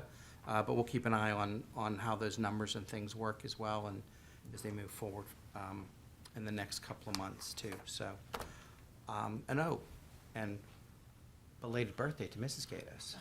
She thought she was going to get away with that one too. I'm skipping this year. Yeah, oh, you're skipping Due to this the one. COVID. Mm-hmm, yeah. That'll be all, Mayor. Thank you. Thank you, Mr. Poach. Mr. Harvey? Yes, sir. Since I'm on a roll on getting on the Gateway School District case, I might as well continue. And I got told this by Sean Logan today. So to add to the things, a gentleman that has recently purchased the Racket Club to turn it back into a prosperous tax-paying business, Yay. which will attract all types of businesses and customers to Monroeville, asked for the taxing bodies to allow him to pay for the back taxes over time, was denied by the school district. Monroeville allowed it, the county allowed it, the municipal authority allowed it, Yes. and the Gateway School District did not allow it. So the gentleman's gonna have to pay for the back school taxes all at once.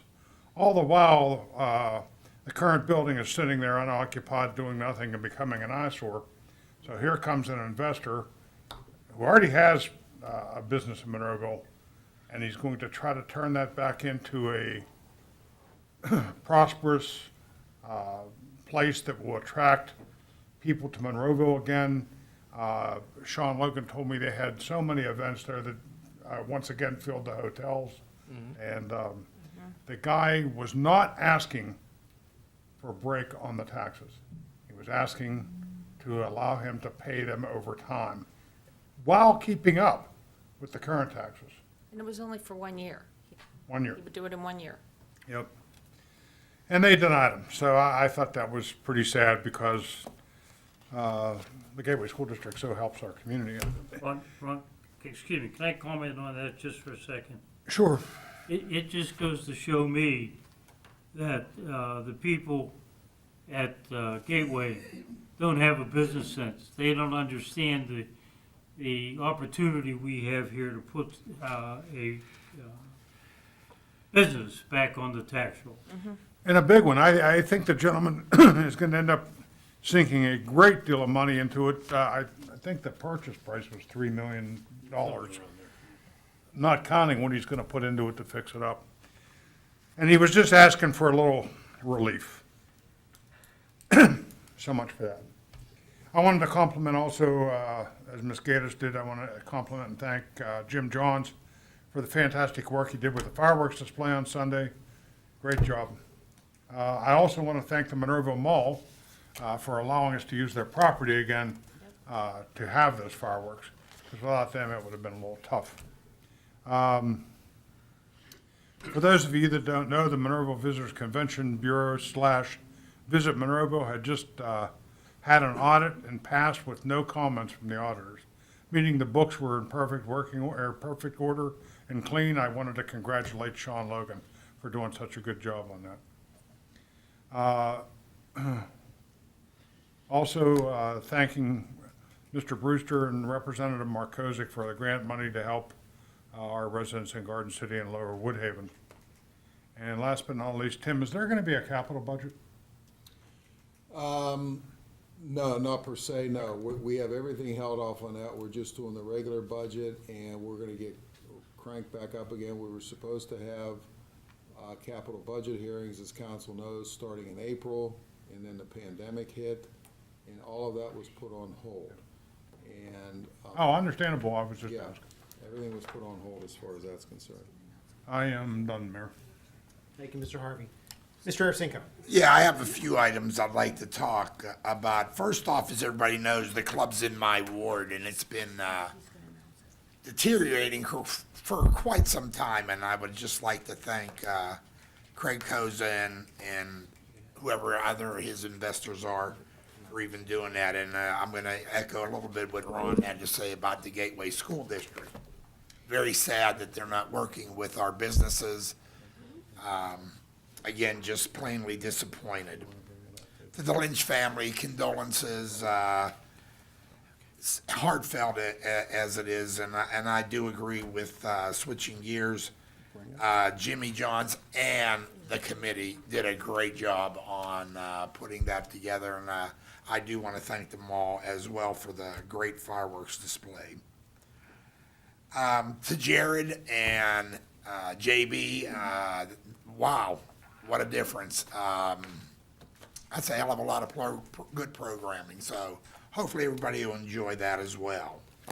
Senator Brewster, Representative Markozik, we can't ask for any better representatives at our state legislature than these two gentlemen, so thank you for what you do for us. Thank you for the grant coming in. I have a couple of items from the state and the county, only real brief I'll be. As you well know, the governor, as well as some of the legislatures, pushing recreational marijuana. And this is just strictly my opinion. I am not in favor of it. Many of the elected officials that I've talked to, it's a mixed bag, if you will. I do realize it'll be a $400 or $500 million revenue, but at what cost in long-term health care will that be? There's enough information out there that long-term recreational marijuana use is not good for the human body. Next, I want to talk about voting. As you well know, it's been a lot on the news on that issue of do you go to the polls, do you send mail-ins? What I would just like to suggest to anybody is that if you're healthy reasonably, put a mask on, social distance, go to the poll. A lot of people paid a price so we can do that. And if you have health issues, certainly either do the absentee or the mail-in. But please, if you're able to go to the polls, please do. And I know that's not some of the narrative that's coming around as you see on TV, but call me old-fashioned. The only way I won't go to the polls if I'm on life support in a hospital. I'm going to the polls, period. We don't say that. Don't say that.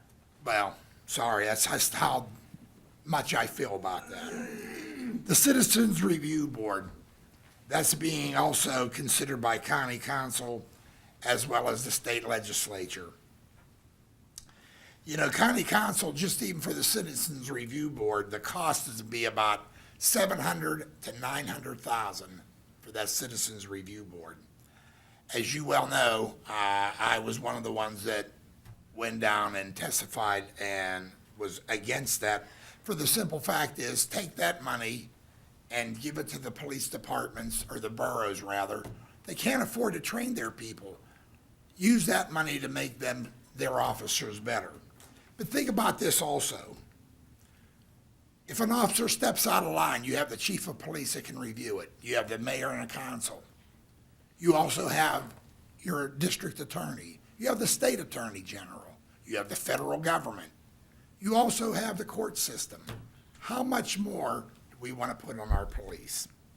I just want to say this, and I'll wrap it up with this. I just want to thank everybody on council for supporting our police. And I also want to thank everybody, and we all made a statement that we will never defund our police here in Monroeville. Right. Thank you for all of that, and that's sincere as I can be, and thank you, Mr. Mayor. Thank you. Mr. Williams. First, I would like to give my condolences to the Mike Lynch family. Thank you for sharing Mike with Monroeville and for his many years of service. May God bless you in the days to come, that things would get softer as life goes on. I want to thank Brandon Markosik and Jim Brewster for all they do for Monroeville. I want to thank you for that. If there's anything we can do to help you, please let us know. I had a call from a resident on blighted and abandoned buildings. We do have an ordinance number 2702, an ordinance of the Municipality of Monroeville regulating vacant and abandoned property, which addresses deterioration and blight in the municipality and requires the implementation of registration, maintenance, and security measure. I talked to Mr. Hugas about one or two of them, and he assured me that it's gonna be removed in some time to come. But we need to be vigilant on these properties, and my problem with government is sometimes we move so slow. And my idea is just get it done, and it's not always possible to do it tomorrow. I want to thank the 4th of July committee for working on the fireworks display Sunday evening. Great job. They were wonderful. The first responders, I guess we had a dozen fire trucks and police cars and people down there to make things were safe, and I want to thank them for that. And that's all I have, Mr. Mayor. Thank you, Mr. Williams. Mr. Wilson. Thank you, Mayor. First of all, I'd like to remind everybody to please wear your mask when you're out in stores and socializing. Condolences to Mike Lynch's family. I had the pleasure to work with Mike years ago when he was mayor, and I was on the cable TV commission, and this is probably right at the beginning. I can't remember the dates. And I also had the pleasure to meet his daughter, Kelly. And I was on the Miss Monroeville committee to choose a Miss Monroeville. And Kelly came in and gave us one of the most moving essays that I thought was, in my opinion, for me, it was the best I've ever heard. So then Kelly was crowned the queen. Thank you, Brandon Markozik and Jim Brewster. That $1.3 million project is very, very important to those areas. And thank you to the library and to Nicole and all her staff. You guys are just amazing. Just keep moving forward. The Rotary, thank you for the offer to put in a peace memorial. JJ and the Fireworks Committee, Parks and Rec, the mall, and our police and fire, thank you all. You always do a great job, and we really appreciate it as a community. That's all I have. Thank you, Mr. Wilson. Mr. Little, you had a... Yeah, something to clear up. one other item that I failed to mention in my report was that there was an article in the Times Express where Mr. Carr, the reporter, reported on the Logan's Ferry flooding that we had down there more severely last year. And in there, I stated that we have applied for a DEP permit for 3 retention ponds that would be going on our property above the development, coming down, the water coming down on there.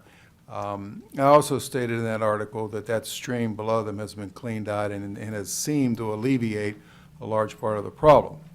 I just want to clarify, that was my mistake. We have not applied for the DE permit yet. We discussed it at the beginning of this year, and then the pandemic hit. I thought we applied for it. That was my mistake. We did not apply for it. I'm not saying we're not going to apply for it, but we haven't yet. I just wanted to clarify that, okay? Just for the public. Mr. Mayor. Very good. One other item. We forgot to mention that why Mr. Wolfram is not here. He was involved in an auto accident earlier today. Oh, no. And I just received this text that he's headed to the hospital, so just keep him in your Right. prayers. Hopefully he's okay, so that's why he's not here for the public's Thank you for updating us. information. We wish him the best. Yes, we do. With that, we'll, I have a I'm quick gonna go on with question, my- Mr. Mayor, I'm sorry. I thought we were going to discuss the fact that the senior center was opening on Thursday.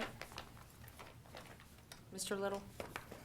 Well, I mean, we can, it's at the pleasure of council as far as possibly opening up the Senior Citizen Center a little bit earlier than anticipated. We're on the cusp here of hiring a new fitness coordinator. That ought to make everyone happy. And we had our fitness coordinator resign abruptly on August the 6th. So that put a delay into opening up the Senior Citizen Center as we can under the CDC guidelines, the Department of Aging, and also the Allegheny County Department of Aging.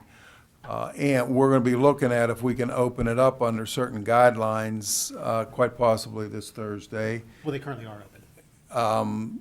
Well, we are open and doing online classes. They're open physically to people currently. Well, we need to bring that out because most of the residents don't realize that the senior center is open now. So that and, like Debbie has mentioned about the staff calling the members. Well, the senior center did that as well, and I think that needs to be acknowledged also, that they called a lot of the members to make sure they were okay. They did. It was a trying time. Right, and it was, and they did a fantastic job with that, and I think a lot of people are looking forward to knowing that it's open. So I just want everyone to know that, things are kind of starting to get back to a little bit of normal. And that's another place that our residents enjoy. So I'm glad that that shows a step forward. Okay. Yep, so currently the senior center is open 9 to 1 for senior services, and they're also doing a tremendous amount of online classes. They're following all the guidelines by the CDC, the Department of Aging, the Department of Health. There are a lot of restrictions in place, but they are offering as many or more services than all the other county facilities are, which aren't Why only currently till open. 1 o'clock, Mayor, I'm sorry. I thought we were gonna open full-time. I'm saying they're currently open. Yeah, but they're gonna be full-time open as of Thursday? Well, what I would like to do is talk to the director Okay, first. I don't is wanna what I'd make a like to do. mistake of Yeah, what's I want to going talk to on. the director on what we can do, what that means opening full-time. What can we offer and what services there are to be offered. So the senior citizen director and the assistant, they don't get calls and people coming down there expecting the senior citizen center to be open like it has been normally. I can say right now, very comfortably, there will be no lunches, there will be no gatherings, there will be nothing that everybody is used to at this point, where you have a gathering of people, and a gathering of people could mean many things. It could mean 25 people in an area of 5,000 square feet, or it could mean 5 people riding in a car. So it depends on the number of people and it depends on the space. So all of the activities that can be done, we're definitely going to look to get the Senior Citizen Center moving, that we can have people actually doing activities, not just up at the park, but in the building itself. Yeah, I think one of the benefits too, I think what everybody's learning through COVID, and I think that's not necessarily with the senior center, even with the library, and probably with business in general, we found out that there's a lot of things that can be offered online, a lot of resources online, whether it's Zoom meetings. We conducted all of our meetings for several months in that fashion. There's a lot of employers that are offering, there are people working from home. And in this case, with the senior center, they are offering online services. They're starting to reach a larger population. So the good news is, once they do, hopefully, get back to everything they used to be before the pandemic, they will also have the online services in place. So therefore, you can actually capture more people. So now you have someone maybe who can't get a ride that day, maybe someone that's homebound, or someone maybe if they're not feeling well or bad weather, they can still participate in these programs. So there's some positive things that are coming about the challenges that they have right now. But the senior center, most of the information, all the information can be found on their Facebook page, and certainly by calling the center, Tara or Carol can get you signed up and lined up with what you need to do to participate in those programs. And it's one step at a time, as with everything is in the community. So we look forward to their opening. And I'll finish up with my comments. I just want to once again stress my condolences to the Mike Lynch family on his passing. He will certainly be missed. I want to thank, as many of my colleagues did, about the fireworks program, Sean Logan with Visit Monroeville, the committee, the fireworks committee, Mr. Johns, the chairperson of that committee as well, the Monroeville Mall, and our first responders for that event. It was a great, got a lot of good feedback about the fireworks display. It was an excellent display. We wish we could do more as far as parades, but we will look to next year for those items. Cleanup Day, we had our annual cleanup day, and considering the pandemic and not having a picnic as they normally do, we had over 200 volunteers, which was an excellent showing for, there were some concerns at first by Mr. Sedlak. Joe's not here this evening, but, Joe does a tremendous job of organizing this event every year and getting a lot of donations for prizes. And, a lot of people showed up for that event. I know Mr. Williams was there with his tongs. He brought a special tool. I'm never gonna have hot dogs at his house ever. Hopefully they're just for garbage picking up. But at any rate. Yeah, I caught him out there. Yeah. But Mr. Williams, thanks for coming out. Stuff up with his tongs. But great turnout for cleanup day. He was sneaking through the cemetery when I caught him. But to Joe Sedlak for all he's done, and his brother Jay, who's here behind one of the cameras. I don't know if we can get a camera on Jay. It might be too late for that. But Jay's here. But Jay, thanks for all you do. Jay had a huge group, as he always does, down on Old William Penn Highway. They pull out a lot of garbage from that area, and it's really sad whenever you see how much garbage they do pull out. But a lot of organizations came out, Boy Scouts, the robotics team. There was a lot of people, so thanks to everyone that participated in that event. There's Jay. There he Very is. good. All right. Thanks, Jay. And then, once again, thanks to Senator Brewster and Representative Markozik for all they do, and certainly with these grants, they are very helpful. And there are things that I work with both of their offices very frequently for things. They do a lot of heavy lifting for the community behind the scenes, and but we thank both of them for all that they do for Monroeville. And with that, I'll seek a motion to adjourn. So moved. Second. Motion and a second, all in favor? Aye. This meeting is adjourned.